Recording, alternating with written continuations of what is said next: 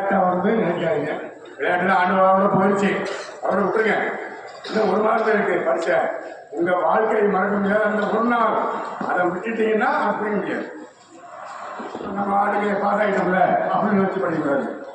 அதிக மார்க் வாங்கணும். வாங்கினாச்சும் காலேஜில் உங்களை கூப்பிடுவாங்க, இப்படி வாயா உனக்கும் தேடுறேன் அப்படின்னு சொல்லி நீ வாட்டுக்கு பாஸ் மார்க் வாங்கிட்டா போதும் அப்படின்னு நினைக்கக்கூடாது. அப்படி வாங்கினீங்கன்னா குடும்பத்தோட போய் அவங்ககிட்ட கேட்கலாம், ஐயா என்ன சீட்டு கொடுங்க அப்படின்னு. தேவையா? இது வரைக்கும் படிச்சு வச்சு அவங்க குடும்பத்தை கூப்பிட்டு போகணுமா? வேண்டியதில்லை. அதிகமாக இருக்காங்க, உங்களுக்கு நல்ல இடம் கிடைக்கும். எப்போது சேருங்க. அதிகமாக வாங்கி 4 வருஷம் ஏழாவது சொன்ன மாதிரி 4 வருஷம் படிங்க. எங்கேயோ போயிடுவீங்க.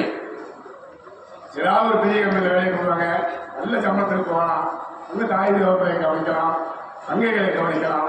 ஆனால் நல்ல வழியில் படித்து நீங்கள் வெற்றியோடு வெளியாக வேண்டும், நல்ல வழியாக இருக்கணும். என்னுடைய வாழ்த்துக்கள். ஆசிரியர்களும் சரி, இன்னும் 1 மாதத்துக்கு கவனமாக அவங்களை சொல்லிக் கொடுங்க. உங்கள் பிள்ளைகள் போல் அவரை வாழ்க்கை சொல்லிக் கொடுங்க. அவங்களுக்கு நல்ல பையங்க, இன்னும் தெரியாதில்லை, நல்லா படிப்பாங்க. அதனால் அவங்க நல்லபடியாக நீங்கள் தான் வழியெடுத்து வைக்கணும்.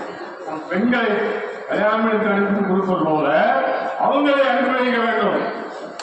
உங்களுக்கு வாழ்த்துக்கள், இளைஞருக்கு வாழ்த்துக்கள், பெறப்பட வேண்டும்.